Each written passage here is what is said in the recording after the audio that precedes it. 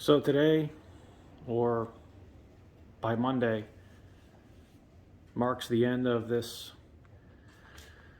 saga. On August 24th, 2022, got into a 5-car accident. I was the 4th car. I was rear-ended and I had some front-end damage. Had the car towed to a body shop.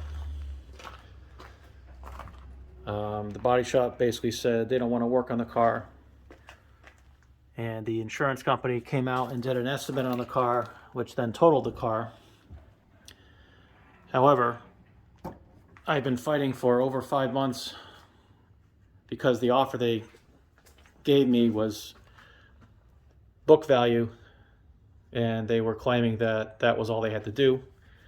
So really long story short, I filed a complaint with the state. I hired an appraiser and fought and fought and fought and fought. I ended up talking to one of the lawyers that works for the insurance division, the head lawyer of the state. I think he's the chief counsel and head counsel, chief of regulatory compliance, something like that. Anyway, some magic began to happen, and they ended up giving me actually more than I wanted for the car. Car has some front end damage too. Unfortunately, it was full panic stop, so the grill took it, radiator, condenser, headlights. The hood won't open, it's bent. Probably the support inside is bent. Who knows what else is going on inside, but the estimate was totaled. And because I'm not retaining salvage, they're going to take the car. Car still runs. I have it on a battery charger. There's no coolant in it, so you can't run it for very long, but it will inflate itself and actually drive. But again, you can't really go far. So here are my final thoughts on this car. This car was the first Mercedes I had ever purchased, the first European car I had ever purchased. After a very long stint of American cars. And this thing, I really bonded with it. In 2001, I bought a Chevy Caprice ex-North Carolina Highway Patrol car in college with about 113,000 miles on it, and drove it for about 200,000 miles after that. That car was great, very, very fun. I always had big plans for that car though, as far as upgrading, engine swaps, LS turbo, you name it, I had plans. I did a lot of little things, but I never touched the drivetrain. Maybe that's why it lasted so long. Shot of the inside, which is really, really nice. This car has about 143,000 on it. No airbags. It's really a freaking shame that it's going to Copart, but you know what? Maybe somebody would buy it and fix it. It's possible. When somebody looks at this car, they're going to say, "Oh man, we can fix that." But for me to keep it, it would have cost me over $9 grand off of my check. I'm not keeping this car for $9,000. Not worth it. So anyway, I bought a Cadillac STS in 2005. No, I'm sorry. It was a 2005 STS. I bought it in 2017, and that was my first, kind of my personal first, I'll say Euro style car. Kind of complicated, all-wheel drive, CAN bus. For somebody who works on their own cars, that car was a huge leap in sophistication, but also complexity. And I bought my first OEM scan tool, and I began to kind of decode how the car works, and became comfortable with it. And eventually I realized I can probably handle something else too. If I can work on this, I can work on other stuff. So I had a 2005 CTS-V parked in this very spot. I had that car for 11 years, and basically decided it was time to move on to something else because I didn't drive it much. And I stumbled upon these E55s, did some research, and realized that if you do your own work, these are very possible to own. Yeah, they're complicated, but the W211 is actually a really good platform. They made millions of these globally, not the AMG of course, but this platform. So Parts availability is decent. Some AMG stuff is obviously expensive, but honestly, it's worth it. You do the work yourself, and you save a ton on labor anyway. And it's not like it needs new AMG parts every 3 seconds. Quite serviceable vehicle. Comfortable. Their size is just perfect. I also have an S550, so I do like big cars, but for a mid-size, I can't believe how good the packaging is on this car. The trunk space is huge. The inside is just the right size where it's, you know, you're not going to say it's too cramped. You're also not going to say it's, you know, a huge luxury car. It's just the right size for a car that you can kind of enjoy. And, you know, the supercharged torque of this car is just so addicting. You just nail it, and it just had instant torque from low RPM. All of that was just good stuff. And what I realized was this car actually spiritually replaced my Caprice. So I lost my Caprice to rust, terminal frame rust, a couple years back, more than a couple years back, probably 2018. I stopped driving it or so. And I ended up buying a Buick Roadmaster, which is another B body. The thought being, I'll start over with a car that's less rusty and I'll do my plans with that. I ended up driving that car a total of 3,000 miles over a couple of years, and said, you know what I'd rather do at this point in my life? I would rather buy a car that does what I want it to do out of the box, and all I need to do is maintain it and keep it in good running condition. And that was what this car was. I've had it since June of 2020. I bought it for an outrageous price back then, private market.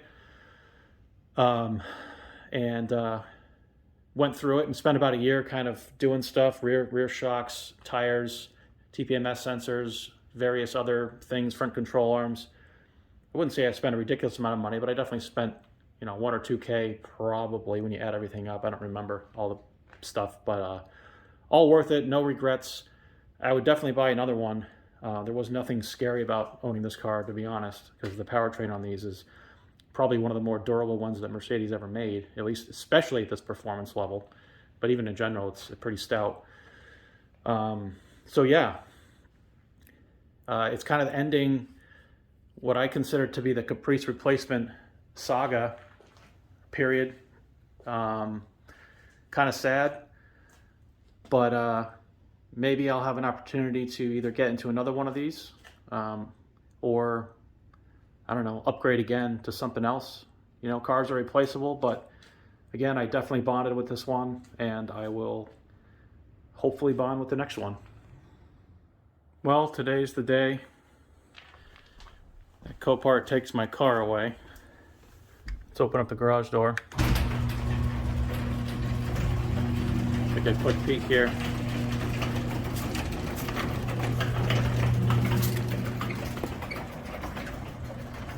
That's what she looks like.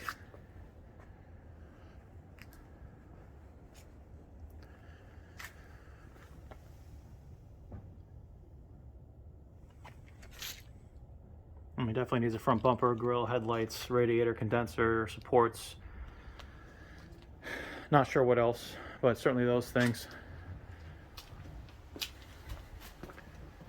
All right, so what do I have to do now? Everything's already cleaned out. I'll double check it though. I gotta pull the charger off, put the trunk stuff back in, and pull it outside. All right, that's in there. Let's see if I can. It won't go down all the way because the floor is bent. I wonder what it's going to take to close this. Let's see what it does. Nope.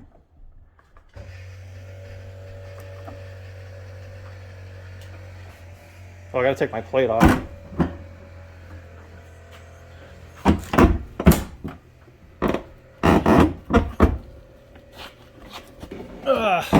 Nope. I thought I could close it. I guess it doesn't really matter, huh? I guess it doesn't really matter. I gotta pull my plate off. Okay, last ride, I guess. Got the key here. I actually have 2 keys, but the other one's brand new and I ain't giving it to them. Too bad. Paid good money for that key, by the way, but I don't know if it's usable on my S550 or not. I actually don't know. You'd think I would know that. It'll inflate when it starts. I've been dreading this day for, well, months. All right, keyless go should work. Gotta prime the fuel system there.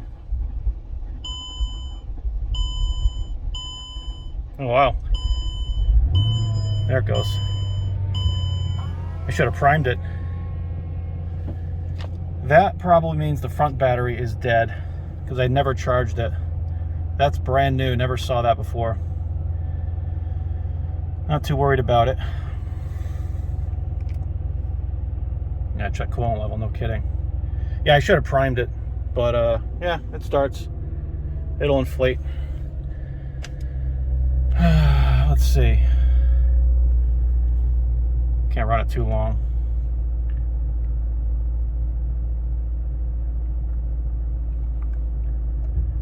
Yeah.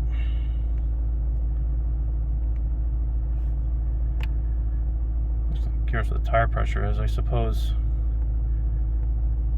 it won't read it because the car's not. Oh, it does read it. A little low. Not real important. All right, here we go. Put her in drive. I'm going outside here. Got the rear shade still up. Try to put it somewhere the tow truck guy can get at it, assuming he wants to put it on. I'm not going to be here, so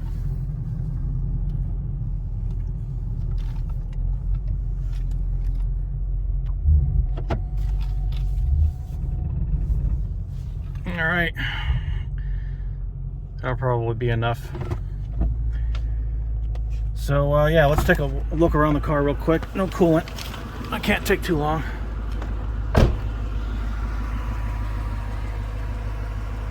Yeah, came right up. Nice stance on this car. Always like that. Engine sounds perfectly fine. Just didn't prime, and the front battery apparently is dead too, so charging that up would probably solve it. I never put a charger on it in 5 months, so obviously that's not recommended. Got the rear tail light in here, along with a paper towel, so I wouldn't, get the car dirty. All right. Only thing left to do now is shut it off, I guess. My kids just got picked up on the school bus. Yeah, so I got to go to work, so I can't be here to see this car off, which is a shame. That's, I guess, the purpose of this video. Kind of sad. But according to the text message from last Friday, Copart is going to come sometime today.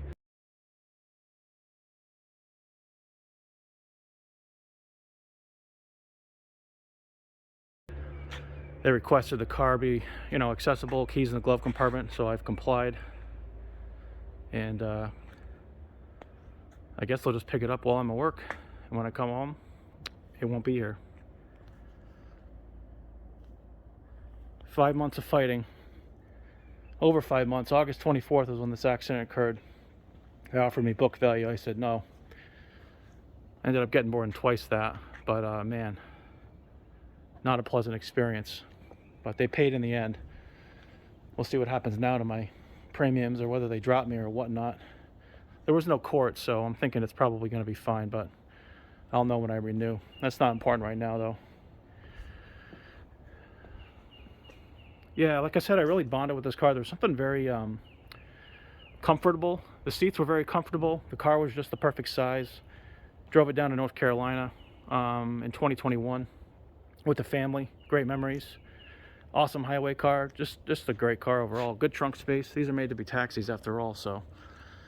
And something clicked, and it became, I realized that it felt like my Caprice, my old 93 Caprice. When I used to get in that car, it just felt like just an old comfortable pair of shoes.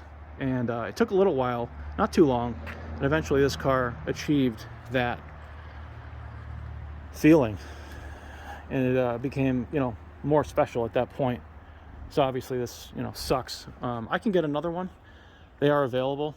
Not for nearly what I paid in 2020, but I got a good check, so obviously I could make it happen. But I have to figure out if that's what I want to do, if I want maybe, I don't know, E63, a newer one. I'm not sure. I got to consider all my options. Unfortunately, nothing I can afford is nearby, period.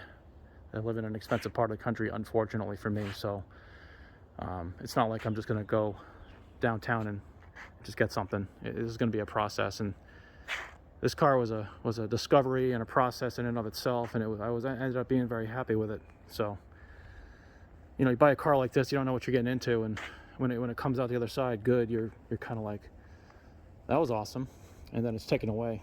So imagine how I feel. All right, well, we'll see if it's gone when I get home.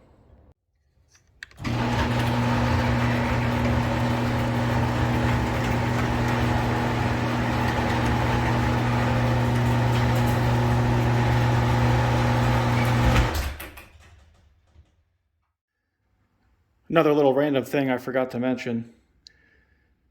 When I was at the DMV getting plates for it back in 2020, I managed to snag this. So 355, E55. I just thought that was kind of cool. So if I get another one, I'll use the plate, that's for sure.